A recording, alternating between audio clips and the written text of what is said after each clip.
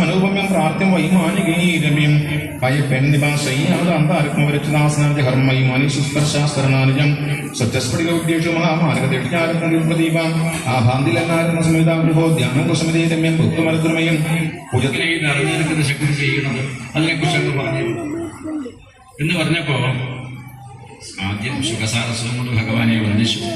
പിന്നാലെ ഇങ്ങനെ ഇതേ ഒരു ചോദ്യവും ഉത്തരവും മുമ്പ് ഒരു അച്ഛനും മകനും നമ്മൾ ചെയ്തിട്ടുണ്ട്. അവരുടെ സംഭാഷണത്തെ കേൾപ്പിച്ചതാന്ന് പറഞ്ഞിട്ട് നേരെ മൈക്കാക്കൂർക്കാണ് ബ്രഹ്മാവിന് നാരദനെ കൊടുത്തത്. ബ്രഹ്മാവ് കണ്ണടച്ച ഭഗവാനെ എന്തോ ധ്യാനിച്ചുകൊണ്ടിരിക്കുന്നു. ഉണ്ണിയായ നാരദനുണ്ട്. അച്ഛൻ്റെ അടുത്ത് കൂടി വന്നു. അച്ഛൻ്റെ അടുത്ത് കൂടി വന്ന സമയത്ത് അച്ഛൻ എന്താ ചെയ്തത്? അച്ഛൻ കണ്ണടച്ചിരിക്കുക. പരാശങ്കാം പ്രയച്ഛസി. അച്ഛൻ എനിക്കൊരു സംശയം. കുട്ടികളെ സംബന്ധിച്ചിടത്തോളം കുട്ടികൾക്ക് ഏറ്റവും വലിയ ആരെന്ന് കുട്ടിയോട് ചോദിച്ചാൽ, ചെറിയ കുട്ടിയോട് ചോദിക്കാൻ ആരാണ് ലോകത്തിലെ ഏറ്റവും വലിയ ആൾ എന്ന് ചോദിച്ചാൽ ചെറിയ കുട്ടികൾ എന്ത് ഉത്തരം പറയുന്നറിയോ? മിക്കവാറും പറയാൻ സാധ്യത എൻ്റെ അച്ഛനാണ് ഏറ്റവും വലിയ ആൾ. കാരണം അച്ഛൻ വീട്ടിലെത്തിക്കഴിഞ്ഞാൽ ഞങ്ങൾക്ക് സമാധാനമായി, ഞങ്ങൾക്ക് സുരക്ഷ തരുന്നത് അച്ഛനാണ്, ഞങ്ങളുടേതായ ആവശ്യങ്ങളൊക്കെ നിവർത്തിച്ചേരുന്നത് അച്ഛനാണ്. അതുകൊണ്ട് ലോകത്തിലെ ഏറ്റവും വലിയ ആളാരാണ്? അച്ഛനാണ്. അതിന് സംശയമൊന്നുമില്ല. ലോകത്തിലെ ഏറ്റവും വലിയ ആള് നമ്മുടെ അച്ഛൻ തന്നെയാണ്.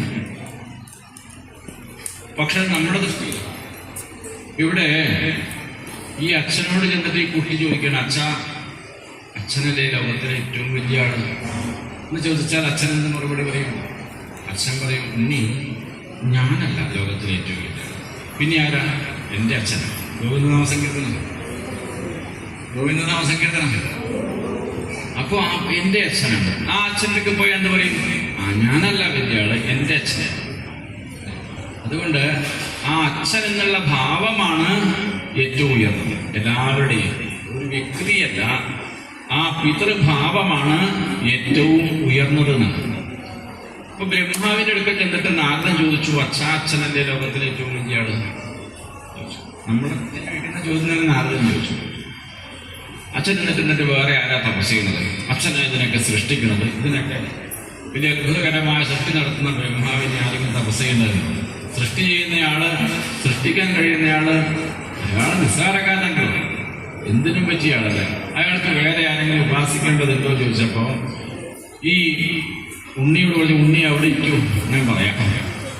അതെ, ഇങ്ങനെ എനിക്ക് എന്തെങ്കിലുമൊക്കെ സൃഷ്ടിക്കാൻ സാധിക്കുന്നുണ്ടെങ്കിൽ, ഞാൻ എന്തെങ്കിലും ചെയ്യുന്നുണ്ടെങ്കിൽ, അങ്ങനെയൊക്കെ നിനക്ക് തോന്നുന്നുണ്ടെങ്കിൽ അത് എൻ്റെ കഴിവ് കൊണ്ട്, എൻ്റെ കഴിവ് കൊണ്ടല്ല, ഞാൻ ആരിൽ നിന്നുണ്ടായോ അദ്ദേഹത്തിൻ്റെ അനുഗ്രഹം കൊണ്ടാണ് ഇങ്ങനെ എന്ന് പറഞ്ഞ് താൻ ഉണ്ടായത് മഹാവിഷ്ണുവിൽ നിന്നാണെന്ന് പറഞ്ഞ് മഹാവിഷ്ണുവിൻ്റെ മഹിമയെ പറഞ്ഞു. പ്രളയാവസാനത്തിൽ എല്ലാം ലയിച്ചില്ലാതെയായിരുന്നു. പിന്നീട് അടുത്ത സൃഷ്ടിയില് ആദിനാരായണമൂർത്തിയുടെ നാഭിയിൽ നിന്നും ഒരു താമരയിലെ ബ്രഹ്മാവുണ്ടായിരുന്ന കഥ. ഏകമുഖനായിരുന്ന ബ്രഹ്മം, വൃക്കമുഖയുണ്ടായിരുന്നു. 4 ഭാഗത്തേക്ക് നോക്കിയ സമയത്ത് 4 തലയുണ്ടായിരുന്നു. ഗോവിന്ദനാമ സങ്കീർത്തനം അല്ലേ? ഭാഗ്യം മുകളിലോട്ട് നോക്കാൻ, എന്നാൽ മുകളിലേക്ക് തല വന്നേ. 4 ഭാഗത്തേക്ക് നോക്കിയപ്പോൾ 4 തല വന്നു. 4 തല വന്ന ബ്രഹ്മാവിനെ ചിന്തിക്കുകയാണ്. ഇപ്പോൾ ഒറ്റയ്ക്കുള്ളൂ, ചുറ്റുപാട് നോക്കുമ്പോൾ ഒക്കെ വെള്ളമാണ്, എല്ലാം വെള്ളം. ഈ വെള്ളത്തില് താമരയുടെ നിരക്കില് താനിങ്ങനെ ഒറ്റയ്ക്ക് ചുറ്റുപാട് നോക്കി അമ്പരന്നു. താൻ ആരാണ്? വേറെ ആരെങ്കിലും ഉണ്ടോ? ഞാൻ ആരാണെന്നുള്ളൊരു ചോദ്യമുണ്ട്. കൂടാതെ ഞാനല്ലാതെ വേറെ ആരെങ്കിലും ഉണ്ടോ? വേറെ ആരെങ്കിലും ഉണ്ടോ എന്നൊക്കെ ഇങ്ങനെ നോക്കി. ഭയമുണ്ടാകുന്ന എപ്പോഴാണ്? വേറെ ആരെങ്കിലും ഉണ്ടാകുമ്പോഴാണ്. രണ്ടാമത്തെ ഒരാൾ ഉണ്ടാകുമ്പോഴാണ് പേടി ഉണ്ടാകുന്നത്. ഒറ്റയ്ക്കാണെങ്കിൽ പേടിയുണ്ടാവും. നമ്മൾ പറയും, ഞാൻ ഇന്നലെ വീട്ടിൽ രാത്രി ഒറ്റ നമ്മൾ പേടിച്ച് കുറച്ചു. രാത്രി 12 മണിക്ക് 11 മണിയാകുമ്പോൾ ഞാൻ മാത്രമേ വീട്ടിലുണ്ടായിരുന്നുള്ളൂ. മറ്റെല്ലാവരും സിനിമയ്ക്ക് എവിടെയൊക്കെ പോയി, ഞാൻ മാത്രമായതുകൊണ്ട് രാത്രിയിൽ എനിക്ക് എന്തെന്നില്ലാത്ത പേടി എന്ന് പറയുന്നത്. അതേയാണ് പിറ്റേ ദിവസം ഉച്ചയ്ക്ക് വീട്ടിലൊറ്റയ്ക്കാകുമ്പോൾ ഒരു പേടി. രാത്രിയിൽ ഒറ്റയ്ക്കാകുമ്പം പേടിയും ഉച്ചയ്ക്ക് ഒറ്റയ്ക്കാകുമ്പം പേടിയില്ല എന്നും പറയുന്നതിന്റെ കാരണം എന്താ? ഉച്ചയ്ക്ക് ഒറ്റയ്ക്ക് ഇരിക്കുന്ന സമയത്ത് അറിയാം താൻ മാത്രമേ ഉള്ളൂ. ചുറ്റുപാട് നോക്കുമ്പോൾ വേറെ ശബ്ദവും ബഹളം ഉണ്ടാക്കുന്ന ആൾക്കാരൊന്നുമില്ല. രാത്രിയിൽ അങ്ങനെയല്ല. രാത്രിയിൽ ഒരു തേങ്ങയുടെ മുകളിലൊരു കൊച്ചിങ്ങ എന്താ പറയുക, തേങ്ങയുടെ ചെറിയ കായ്ക്ക് എന്താ പറയാ, ചെറിയ കായ്ക്ക് വെളിച്ചങ്ങ, ആയിക്കോട്ടെ, ആ ചങ്ങ അത് വീടിന്റെ ഷീറ്റിന് ആരോ ഒരാള് വേറെ ആരോ ഒരാള് ഞാൻ ഒറ്റയ്ക്കാണെന്ന് അറിഞ്ഞുകൊണ്ട് എന്നെ ഗോവിന്ദനാമ സങ്കീർത്തനം എന്നെ പേടിപ്പിക്കാൻ വേണ്ടി വേറെ ഒരാളുണ്ടെങ്കിലല്ലേ പേടിക്കേണ്ടുള്ളൂ. ആ ധാരണ, ആ തോന്നലാണ് ഭയപ്പെടുന്നത്. ഞാൻ ഉച്ച സമയത്ത് നമുക്കറിയാം വേറെ ആരുമില്ല, അതുകൊണ്ട് ഒറ്റയ്ക്ക് ഇരുന്നാലും പേടിയൊന്നുമില്ല. ഇപ്പൊ രാത്രി ആ ഭയം ഉണ്ടാകുന്നതിന് കാരണം ഞാൻ ഒറ്റയ്ക്കായത് കൊണ്ടല്ല, മറിച്ച് വേറെ പരാശങ്കാം പ്രയച്ഛസി, വേറെ ആരോ ഉണ്ടെന്നുള്ളതാണ്. ഇപ്പൊ മറ്റാരെങ്കിലും ഉണ്ടോ എന്നറിയാനായിട്ട് ബ്രഹ്മാവ് 4 പാട് നോക്കി, ആരെയും കാണുന്നില്ല. പക്ഷെ ആ വെള്ളം വീശിയടിക്കുന്നുണ്ട്. അതിന്റെ തിരമാലയുടെ ആ വിളക്കത്തില് ചില ശബ്ദങ്ങൾ അന്തരീക്ഷത്തിൽ മുഴങ്ങി. സ്പരിശേഷു ഇന്ന് ഷോഡശം ഏകവിംശം. സംസ്കൃതം പഠിക്കുന്നവരാരും കൊണ്ടോ ഈ കൂട്ടത്തിലെ കുട്ടികളെ ഉണ്ടെങ്കിൽ ഒന്ന് കൈകത്തില്ലേ? സംസ്കൃതം പഠിക്കുന്നവരാരും കൊണ്ടോ? ഒരാളുണ്ട്. സംശയം ചോദിക്കില്ല, പഠിക്കണ്ട, ഒന്നും ഞാൻ ചോദിക്കില്ല. പഠിക്കുന്നുണ്ട് പറഞ്ഞുകൊണ്ട് ഒരു കുഴപ്പമില്ല, എനിക്ക് സന്തോഷമുള്ളൂ. ഞാൻ സംശയം ചോദിക്കില്ല. അവൻ്റെ കൈ കത്തിക്കുള്ളൂ, കൈയായിട്ട്. എത്ര ക്ലാസ്സിലാണ് പഠിക്കണേ? 8 ഇവരോ 6. സംസ്കൃതത്തിന്റെ ബാലപാഠങ്ങളുണ്ട്. എല്ലാവരും സംസ്കൃതം പഠിക്കണം. നമ്മുടെ ഭാഗ്യമാണ് ഭാരതഭൂമി ജനിച്ചത്. ഈ ഒരു ഭാഷയുടെ മഹിമയും ഈ ഭാഷയിൽ എഴുതപ്പെട്ട കൃതികളുടെ സമീപത്ത് കൂടെ പോയാൽ മതി. നമുക്ക് ഈ ശ്ലോകം ചൊല്ലുന്ന കേൾക്കുമ്പോൾ തന്നെ നിങ്ങൾക്ക് ഇതിന്റെ ഗാംഭീര്യം മനസ്സിലാവണില്ലേ? ഇത് മാത്രമല്ല, ഇത് ചെറിയൊരു ഭാഗമാണ് അല്ലേ. നമ്മുടെ ടൈറ്റാനിക്കൊക്കെ പോയി മുട്ടിയൊരു മഞ്ഞുമലയില്ലേ, ചെറിയൊരു കഷ്ണം പോയി തട്ടിയതേ ഉള്ളൂ. അപ്പോഴത്തേക്ക് വലിയ മല വേറെ കിടക്കുന്നു പറഞ്ഞ പോലെ വേദങ്ങളും ഇതിഹാസങ്ങളും ഇതര പുരാണങ്ങളുമായിട്ട് സംസ്കൃതത്തിലുള്ള ആ ഒരു സാഹിത്യ ലോകം എന്നുള്ളത് വളരെ വിപുലപ്പെട്ടതാണ്. അതിലേക്ക് ഇറങ്ങിയ ഒരാൾ പിന്നെ തിരിച്ചു വരില്ല, കാരണം അത്രയ്ക്ക് രസകരമാണ് ആ ലോകം. നമുക്കിവിടെ എന്താ പറഞ്ഞത്, ഈ തിരമാലയുടെ ശബ്ദത്തില് സ്പരിശേഷു ഷോഡശം ഏകവിംശം. സ്പരിശാക്ഷരങ്ങളില് ആ 16ാമത്തെയും, ഷോഡശം എന്ന് പറഞ്ഞാൽ 16, ഏകവിംശം 21 അല്ലേ. 1, 2, 3, 4 കന്നഡയിൽ എണ്ണും അല്ലേ. 1, 2, 3, 4 ഇതിലെണ്ണും. മലയാളത്തിലെണ്ണും 1, 2, 3, 4 എഴുതുന്നു. ഇംഗ്ലീഷിൽ എഴുതുന്നു. സംസ്കൃതത്തിൽ 1, 2, 3, 4, 5, 6, 7, 8, 9, 10, 11, 12, 13, 14, 15, 16.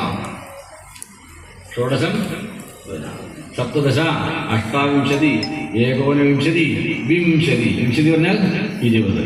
ഏകവിംശതി ഇത് നിങ്ങൾ പറയണം. ഏകവിംശതി 21 അല്ലേ.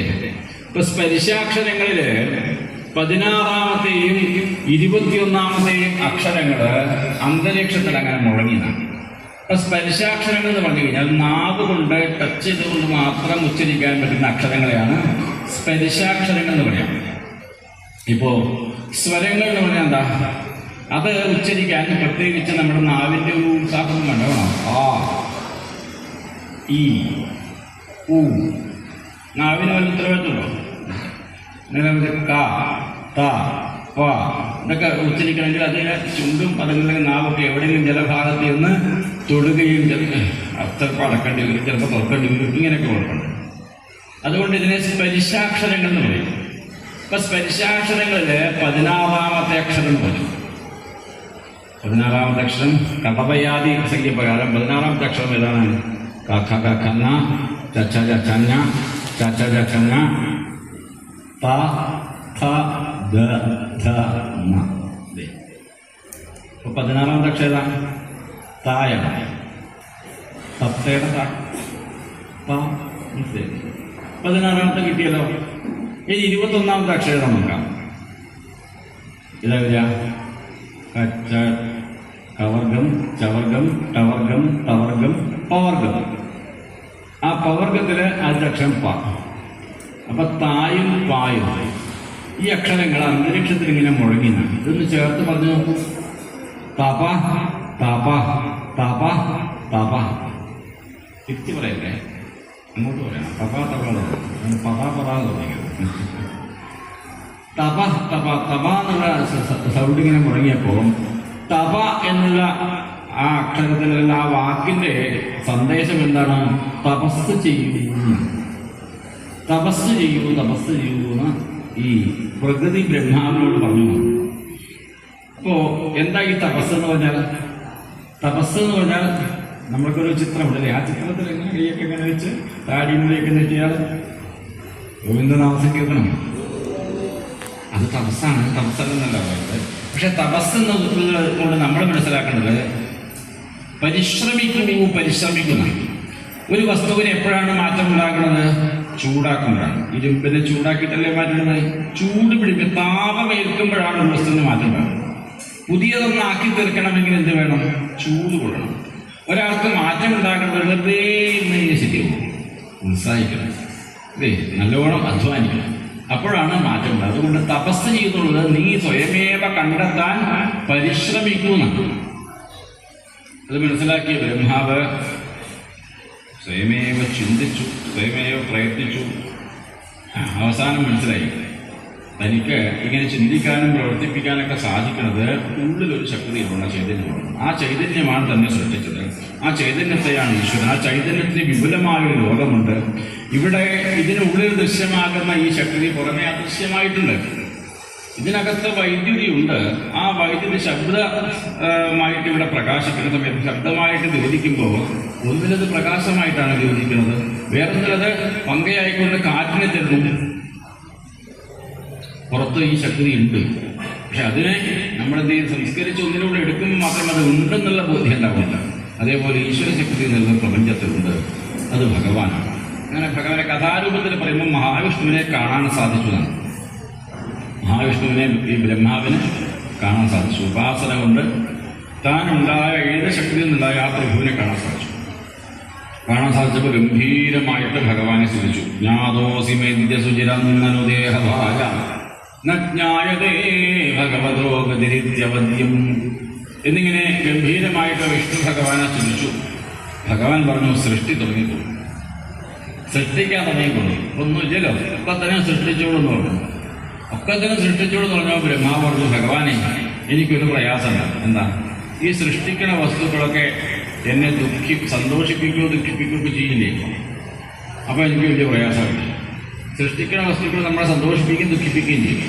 അതായത് നമുക്കുണ്ടാകുന്ന കുട്ടികൾ നമ്മളെ സന്തോഷിപ്പിക്കില്ലേ? മടിയിലിരുന്ന് അച്ഛ അമ്മ എന്നൊക്കെ വിളിക്കുമ്പോൾ നമുക്ക് എന്തൊരു സന്തോഷമാണ്. ഒക്കെ തിരുന്നവർ നമ്മളോട് കളിച്ചിരികൾ പറയുമ്പോൾ നമുക്ക് എന്തൊരു സന്തോഷമാണ്. അവർക്ക് അസുഖം ഉണ്ടാകുമ്പോഴോ ഇല്ലേ? അവരെന്തെങ്കിലും നമുക്ക് എതിരെ പറയുമ്പോഴോ അച്ഛനുണ്ടല്ലോ ഞാനൊക്കെ പറഞ്ഞ് കുറച്ച് വലുതാകുമ്പോൾ കയ്യൊക്കെ ചെല്ലുകയുണ്ടല്ലോ, ആ സമയത്ത് പ്രകാശമില്ലേ? വളർത്തിക്കൊണ്ടുവന്ന് കുറേ കഴിഞ്ഞ് നേരെ വിപരീതമാക്കുമ്പോൾ ഇങ്ങനെ ദുഃഖമുണ്ടാകും. ഇപ്പോൾ നമുക്കുണ്ടാവുന്ന കുട്ടികൾ തന്നെ നമുക്ക് സന്തോഷത്തെയും ദുഃഖത്തെയും തരും. 1-2 കുട്ടികളൊക്കെ തന്നെയുള്ളൂ, അല്ലെങ്കിൽ 4-5 കുട്ടികളുണ്ടാവുന്നത്. ഈ കുട്ടികൾ തന്നെ ഒന്നുകിൽ അവർ തമ്മിൽ കലഹിക്കും. ഏട്ടൻ അനിയനടിക്കും, അനിയൻ ഏട്ടനടിക്കും. ഇവർ തമ്മിൽ കലഹിക്കുന്ന സമയത്ത് അച്ഛനമ്മയ്ക്ക് സന്തോഷം ഉണ്ടാവുമോ? ഏത് കുട്ടിയുടെ ഭാഗത്താണ് നിൽക്കുക? അച്ഛനമ്മയും വലിയ പ്രയാസം. രണ്ടും തന്റെ കുട്ടികളാണ്. രണ്ടുപേരും തമ്മിലടിക്കുന്ന സമയത്ത് അച്ഛനമ്മമാർക്ക് ഉണ്ടാകുന്ന ഒരു പ്രയാസമാണ്. എന്തിനാ തമ്മിൽ തല്ലൂടണം അല്ലേ? ഇപ്പോ അങ്ങനെ ഈ ചെറിയ കുടുംബത്തിൽ തന്നെ നമ്മൾ എത്ര പ്രയാസം അനുഭവിക്കുന്നുണ്ടെങ്കിൽ ഈ പ്രപഞ്ചത്തെ സൃഷ്ടിക്കുന്ന ബ്രഹ്മാവിന് എല്ലാവരും കുട്ടികളല്ലേ? ഈ കുട്ടികള് ഒരു കുട്ടി മറ്റൊരു കുട്ടിയെ തമ്മിലടിക്കുക മാത്രമല്ല കൊല്ലുന്ന ജീവിതേ. ബ്രഹ്മാവ് സൃഷ്ടിച്ചത് തന്നെയാണ് പക്ഷികളെ. ബ്രഹ്മാവ് സൃഷ്ടിക്കുന്നത് തന്നെയാണ് പാമ്പുകളെ. പാമ്പുകളെ കണ്ട പക്ഷികൾ എന്ത് ചെയ്യും? കൊത്തി കൊണ്ടുപോകും അല്ലേ? അതേപോലെ തന്നെ ഗിരിയും പാമ്പും രണ്ടിനും സൃഷ്ടിച്ച ആരാണ്? ബ്രഹ്മാവ്. ഒരു കുട്ടി മറ്റേ കുട്ടിയെ കണ്ടാൽ എന്ത് ചെയ്യും? ഗോവിന്ദനാമ സങ്കീർത്തനം. ഏതെങ്കിലും ഒന്നല്ലേ ബാക്കി ഉണ്ടാവുള്ളൂ. ഇങ്ങനെ നോക്കുമ്പോ ഈ സൃഷ്ടികർത്താവിന് സന്തോഷിക്കാൻ സമയം ഉണ്ടാവും എപ്പോഴെങ്കിലും? എപ്പോഴും ദുഃഖിക്കേണ്ടി വരില്ല. ഇല്ലെങ്കിൽ എന്റെ കുട്ടി മരിച്ചു പോയല്ലോ, എന്റെ കുട്ടി തരണല്ലോ എന്ന് സങ്കടപ്പെടുമല്ലോ. അപ്പോ അങ്ങിങ്ങനെ സൃഷ്ടി ചെയ്യൂ എന്ന് പറഞ്ഞാൽ ഞാൻ അതിൽ ഏർപ്പെടുമ്പോൾ ഇങ്ങനെയൊക്കെ ചില പ്രയാസങ്ങൾ എനിക്ക് ഉണ്ടാവില്ലേ ഭഗവാനെ? അപ്പോ എനിക്ക് എന്നും ദുഃഖിക്കാനല്ലേ അവസരം ഉണ്ടാവുള്ളൂ എന്ന് ചോദിക്കാറുണ്ട്. കഥാരൂപത്തിൽ എടുത്താൽ മതി കേട്ടോ. പക്ഷെ അങ്ങനെ ചെയ്യുമ്പോൾ ഇപ്പം നമ്മളും നമ്മൾ മനസ്സിലാക്കുന്നത് ഇപ്പം ബ്രഹ്മാവിൻ്റെ സ്ഥാനത്ത് നമ്മളാണെങ്കിലും നമ്മൾക്കും വിവാഹം കഴിക്കുമ്പോൾ നമുക്കും കുട്ടികളുണ്ടാവുന്നത്. ഇങ്ങനെ കുട്ടികളുണ്ടാവുന്നു, പിന്നെന്താണ് അവരുടേതായ സുഖങ്ങൾ നമ്മുടേതായിട്ട് മാറണം. അപ്പോൾ അവിടെ എങ്ങനെ ഇടപെടണം എന്നുള്ളത് മാത്രം നമ്മൾ ഈ കഥയിനകത്താണ്. അപ്പോൾ ഭഗവാൻ പറഞ്ഞു, അതേ ബ്രഹ്മാവേ, അങ്ങ് ഇതൊക്കെ എൻ്റെതാണെന്ന് വിചാരിക്കാണ്ടില്ല. ഞാനാണിതൊക്കെ ചെയ്യുന്നത്, ഞാനാണ് ഇതിൻ്റെയൊക്കെ ഉടമസ്ഥൻ എന്ന് വിചാരിക്കാതെ ചെയ്തു കഴിഞ്ഞു കഴിഞ്ഞാൽ എന്തില്ല, ഒരു ദുഃഖമില്ല. ഗോവിന്ദനാമ സങ്കീർത്തനം, ഗോവിന്ദനാമ സങ്കീർത്തനം ഇല്ലേ? ഇറാനും ഇസ്രായേലും തമ്മിൽ പൊരിഞ്ഞ പോരാട്ടം നടക്കുന്നുണ്ട് ഇല്ലേ? ഇസ്രായേൽ എന്ത് ചെയ്തു? ഇറാൻ പോയി ആദ്യം പോകുന്നു, പിന്നെ അങ്ങോട്ട് മിസൈൽ പോകുന്നു, ഇങ്ങോട്ട് മിസൈൽ പോകുന്നു, UAE-യിലേക്ക് മിസൈൽ അയക്കുന്നുണ്ട്, അമേരിക്ക പോയി വ്യോമാക്രമണം ചെയ്യുന്നുണ്ട്. പത്രം എടുക്കുന്നു, നമ്മൾ വായിക്കുന്നു, തിരിച്ചുകൊണ്ട് കാപ്പി കുടിച്ചുകൊണ്ട് ഇസ്രായേലിലേക്ക് പോകുന്നു. എന്താ കാരണം? നമ്മുടെ അമ്മാവൻ്റെ മകൻ, കളയമ്മയുടെ മകൾ ആരെങ്കിലും ഈ ഇസ്രായേലിലോ അല്ലെങ്കിൽ ഇറാനിലോ ഉണ്ടെങ്കിൽ എങ്ങനെയായിരിക്കും കഥ? പോകുന്ന അവസരത്തിലും നമ്മുടെ ബന്ധുക്കൾ ആരെങ്കിലും അവിടെ ഉണ്ട്, അങ്ങോട്ടേക്കായി മിസൈൽ വരുന്നുണ്ടെങ്കിൽ ഈ ചിരിച്ചുകൊണ്ടാണോ കാപ്പി വായിക്കാൻ? അമേരിക്ക കേമാട്ടോ ഗംഭീരമായിട്ട് ഈ പറയുന്ന ഭാഷ ഉണ്ടാവും. ഈ അറ്റാച്ച്മെന്റ് ഇല്ലാത്ത സ്ഥലത്ത് നമുക്ക് അറ്റാച്ച്മെന്റ് ഉണ്ടാകുമ്പോഴോ ബ്രഹ്മാവിനോട് പറഞ്ഞു, അങ്ങാണിതെന്ന് ചെയ്യുന്നത് വിചാരിക്കുന്നത് അവരുടെ സ്വാഭാവികമായ രീതിയാണ്. സ്വാഭാവികമായിട്ട് പ്രകൃതിയിലുള്ള സ്വഭാവമുണ്ട്. ആ സ്വഭാവത്തിനനുസരിച്ച് അവർ വർത്തിക്കുന്നു എന്നല്ലാതെ ഞാനെന്നും എന്റേതെന്നും ചിന്തിച്ചു കഴിഞ്ഞാൽ എപ്പോഴും പ്രയാസമാണ്. അങ്ങാണ് ഇതിനെ സൃഷ്ടിക്കുന്നതെന്ന് അങ്ങ് വിചാരിക്കണ്ട. ഒരു എഴുത്തുകാരൻ പറഞ്ഞിട്ടുണ്ട്, നിങ്ങളുടെ കുട്ടികൾ നിങ്ങളുടെ കുട്ടികളല്ല. ഒരു നാം സങ്കീർത്തനം എന്തേ പറഞ്ഞിട്ടർത്ഥം? നിങ്ങളുടെ കുട്ടികൾ നിങ്ങളുടെ കുട്ടികളല്ല എന്ന് പറഞ്ഞു കഴിഞ്ഞാൽ നിങ്ങൾ നിങ്ങളുടെ കുട്ടികളായിട്ട് വളർത്തിക്കൊണ്ട് വരുന്നവരെ നിങ്ങളുടെ കുട്ടികളായിട്ട് മാത്രം നിങ്ങൾ കണക്കാക്കരുത്. അത് ലോകത്തിന്റെ സ്വത്താണ്.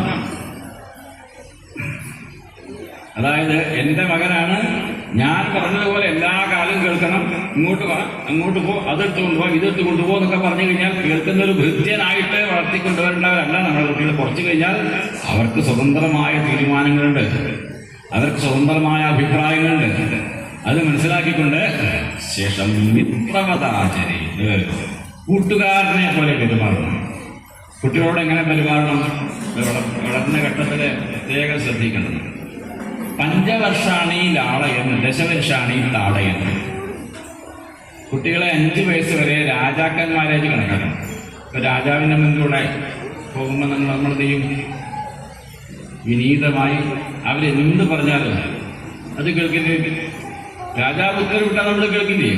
അതുപോലെ ചെറിയ 2 വയസ്സിലെ 3 വയസ്സിലെ കുട്ടികൾ അതെനിക്ക് വേണം, പുറത്തേക്ക് കൊടുത്തിട്ട് എന്നെ അങ്ങോട്ട് കൊണ്ടുപോകുള്ളൂ എടുത്തിട്ട്. അവരെന്ത് പറഞ്ഞാലും അത് ചെയ്തു കൊടുക്കണം. 5 വയസ്സ് വരെ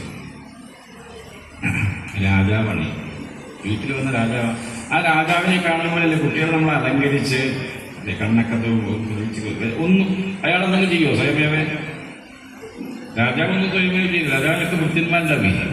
അതേപോലെ ചെറിയ 5 വയസ്സ് വരെ കുട്ടികളൊന്നും ചെയ്യില്ല. എൻ്റെ ഉടുപ്പും കൊണ്ടുപോകാൻ കൊണ്ടുവന്നു, അതിന് പിന്നെ ഇതിന് നിറയില്ല, ഇതിനൊക്കെ വേണ്ട വേറെ കൊണ്ട വേറെ കൊണ്ടുവന്നു, ഇതെനിക്ക് കഴിക്കേണ്ട വേറെ ഉണ്ട്.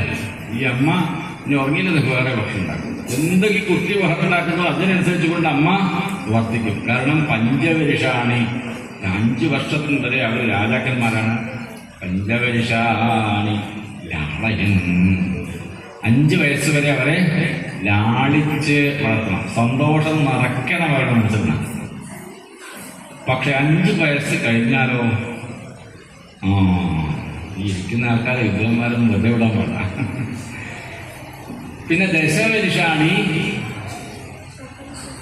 താടയൻ. താടയം എന്ന് പറഞ്ഞാൽ എന്താണെന്ന് വെച്ചാൽ തെറ്റ് കണ്ടു കഴിഞ്ഞാൽ കർശനമായിട്ട് നിയന്ത്രിക്കണം. 5 മുതൽ 15 വയസ്സ് വരെയുള്ള പ്രായത്തിലാണ് ഇവരെ നമ്മൾ നിയന്ത്രിച്ച് നേരെ കൊണ്ടു നടക്കുന്നത്. അത് ആ സമയത്ത് ഈ ലാളയം എന്നുള്ളത് പാടില്ല. 5-ാമത്തെ വയസ്സിലാണ് ധ്രുവൻ മടിയിൽ ധരിക്കാൻ പുറപ്പെട്ടത്. ഇറക്കി വിട്ടു. പഠിക്കേണ്ട കുട്ടിയെ മടിയിലിരുത്തി കൊഞ്ചിക്കാണ് അവിടെ. ഒരു പുസ്തകം എടുത്ത് വൈകൂ.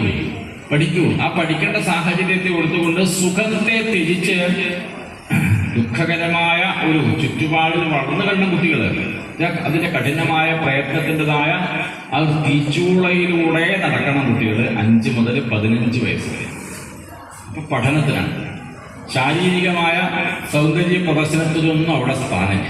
5 വയസ്സ് മുതൽ 15 വയസ്സ് വരെ കുട്ടികൾ നല്ല ശരീരം മറയ്ക്കുന്ന വൃത്തിയുള്ള വസ്ത്രം, വിദ്യാലയത്തിലേക്ക് പോകുമ്പോൾ നല്ല അടക്കത്തിലും ഒതുക്കത്തിലുള്ള നല്ല വസ്ത്രം ധരിച്ചു വിടണം. അപ്പൊ അങ്ങനെ വളർത്തിക്കൊണ്ടുവിടുന്ന കുട്ടികൾ 10-15 വയസ്സായി കഴിഞ്ഞാൽ അവർക്ക് ഏകദേശമൊക്കെ ആലോചിച്ച് ഓരോന്നിനും അഭിപ്രായം പറയാനുള്ള സമയമായി കഴിഞ്ഞാൽ ഇത് മനസ്സിലാവും. 15 വയസ്സ് പിന്നെ അവരോട് ശാസിക്കാൻ പാടില്ല. 15 വയസ്സ് കഴിഞ്ഞ് കഴിഞ്ഞാൽ പിന്നെ ശേഷം മിത്രവതാചാരം. പിന്നെ നമ്മളെങ്ങനെയാണ് നമ്മളെ കൂട്ടുകാരനോട് സംസാരിക്കുക?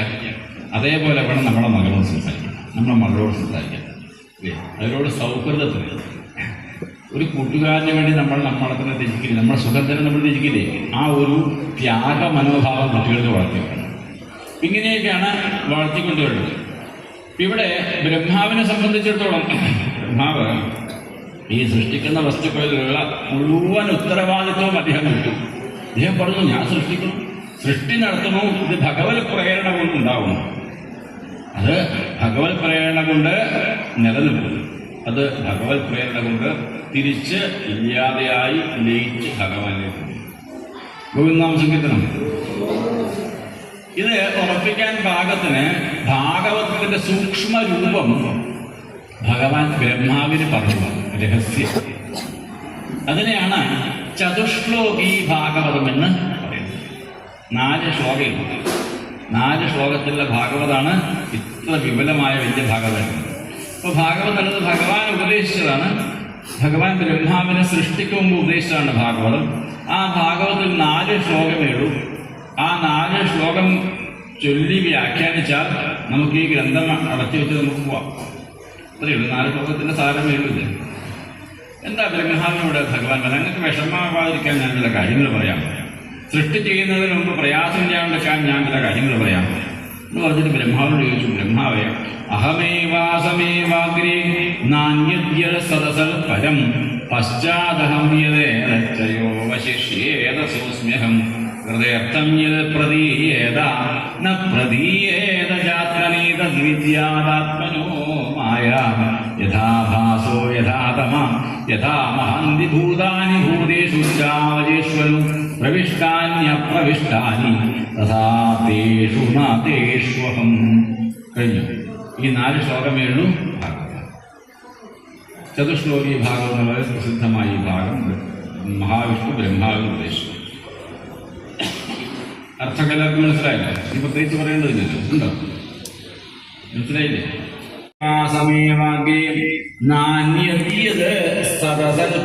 അന്ന് സത്തായിട്ടും അസത്തായിട്ടും വേറെ ഒന്നും ഉണ്ടായിട്ടില്ല, ഞാൻ മാത്രമേ ഉണ്ടായിരുന്നു.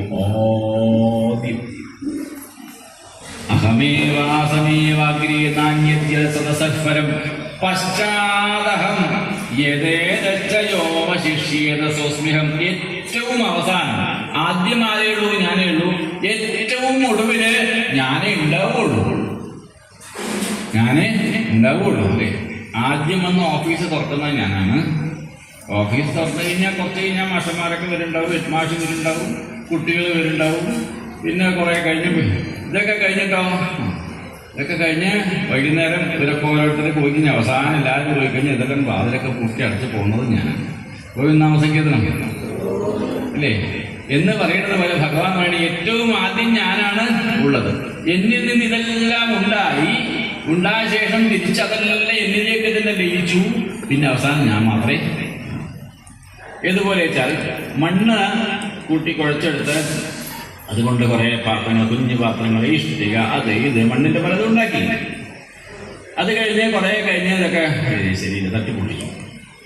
എല്ലാം പൊട്ടിപ്പോയി ഇരിക്കുക. അവസാനം എന്തായി മാറി?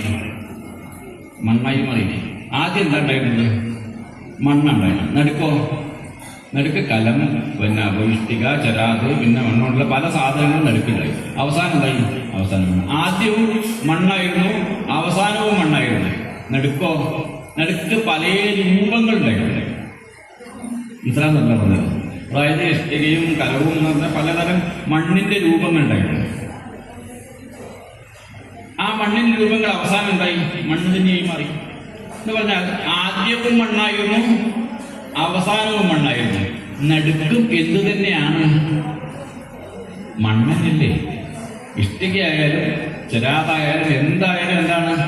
മണ്ണാണ്. പക്ഷെ നമ്മൾ നടുക്ക് ഒരു ഇഷ്ടിക കൊണ്ടുവരുമെന്ന് പറയാൻ കുറച്ച് മണ്ണ് കൊണ്ടുവരുമെന്നാണോ പറയാ? എനിക്ക് വിളക്ക് വെക്കാൻ ചിരാത് വേണം, അതിന് കുറച്ച് മണ്ണ് കൊണ്ടുവരും. മണ്ണിൽ വിളക്ക് കൊണ്ടുവരുമെന്നാണോ പറയാ? മണ്ണിൽ തിരി കത്തിച്ചു കൊണ്ടുവരുമെന്ന് പറയാ? ചിരാതിൽ കത്തിച്ചു കൊണ്ടുവരും.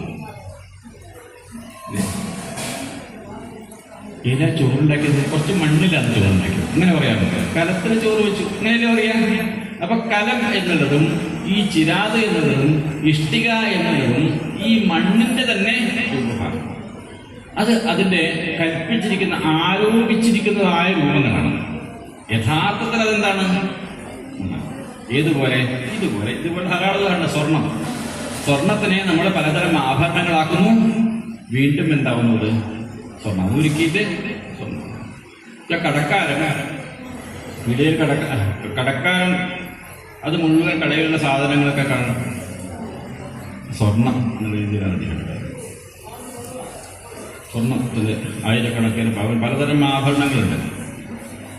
കല്യാണം കഴിക്കാൻ നോക്കുന്ന ഒരു പെൺകുട്ടി അവളുടെ ആഭരണം എടുക്കാനായിട്ട് കടയിൽ കയറി രാവിലെ കയറി വൈകുന്നേരം വരെയും ഓരോന്ന് നെക്ലേസ്, മാല, വള, അതിന്റെ ഡിസൈൻ, അത് അങ്ങനെ ഇങ്ങനെ രാവിലെ മുതൽ വൈകുന്നേരം വരെയും ഇതിനകത്ത് ഇരുന്നുകൊണ്ട് ഈ ആഭരണത്തിന് തനിക്ക് പറ്റിയത് പറ്റാത്തതൊക്കെ തെരഞ്ഞെടുത്തുകൊണ്ട് അങ്ങനെ 100 പവൻ തെരഞ്ഞെടുത്തു.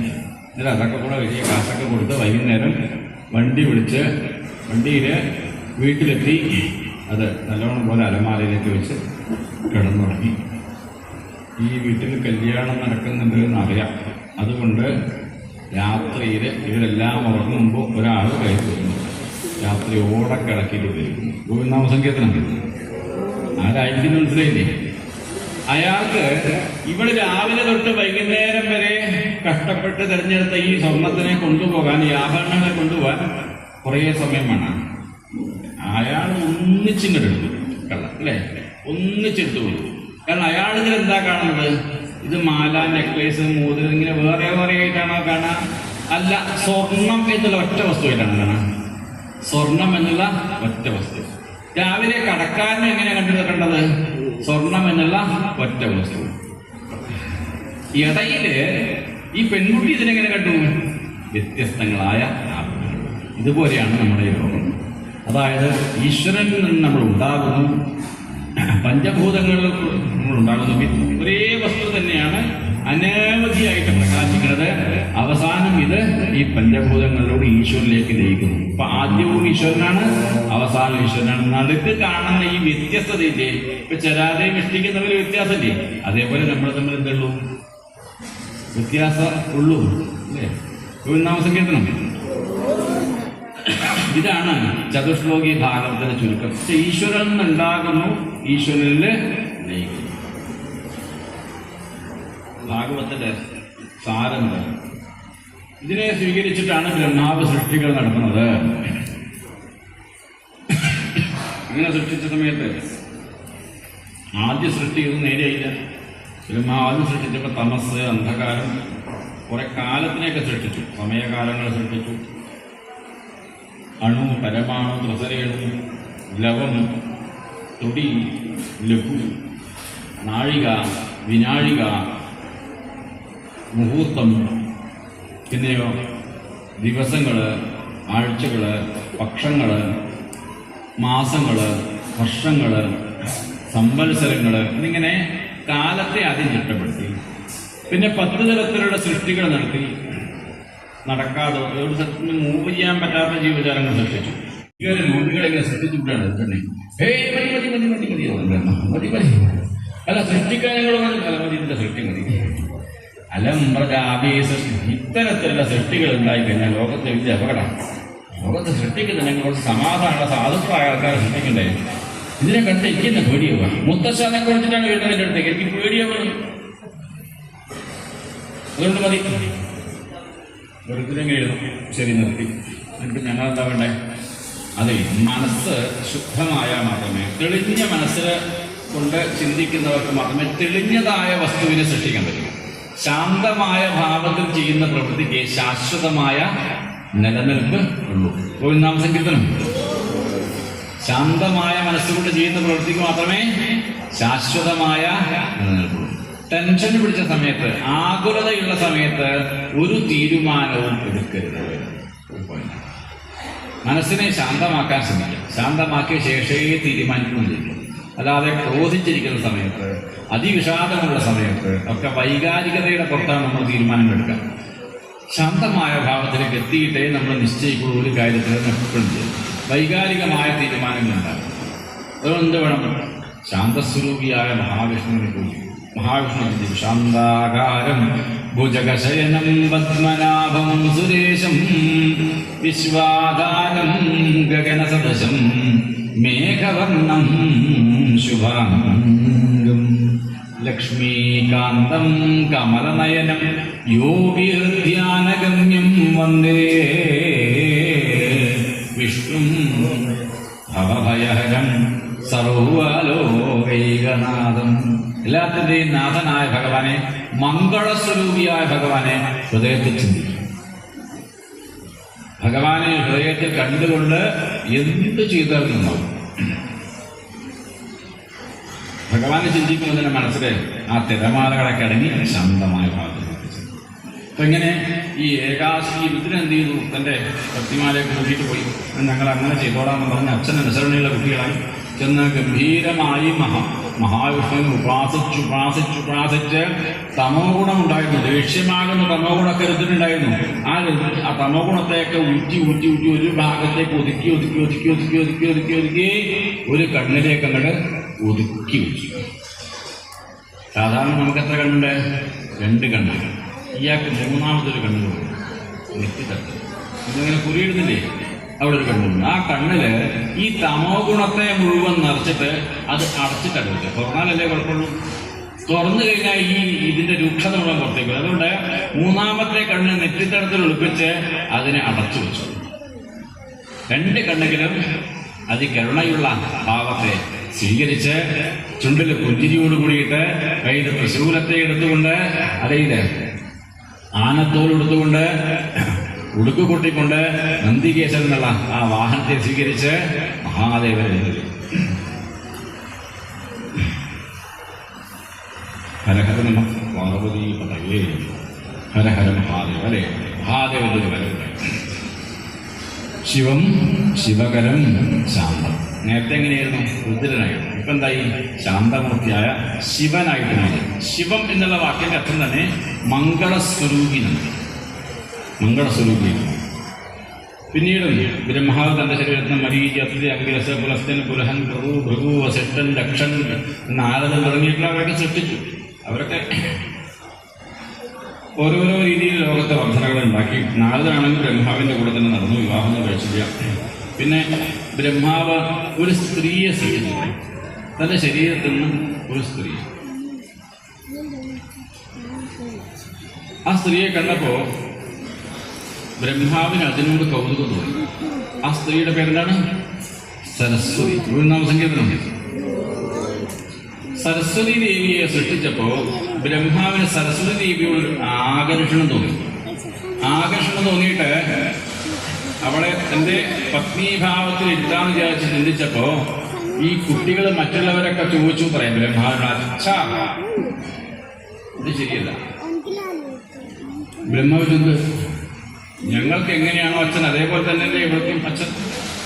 ബ്രഹ്മാവിന്റെ മകളല്ലേ ഇത്, മകളെ സ്വീകരിക്കാൻ പാടില്ലോ, ഇത് ശരിയല്ലെന്ന് പറഞ്ഞപ്പോ ആ ലജ്ജയില് ബ്രഹ്മാവ് ശരീരത്തെ അങ്ങ് ഉപേക്ഷിച്ചു. ഈ ശരീരത്തിനാണല്ലോ ഉണ്ടായത്. ശരീരത്തെ ഉപേക്ഷിച്ച് വേറെ ഒരു ശരീരം സ്വീകരിച്ചു. എന്നിട്ട് സരസ്വതിനെ. ഇവിടെ ഇങ്ങനൊരു ചോദ്യം നമുക്ക് വരാം.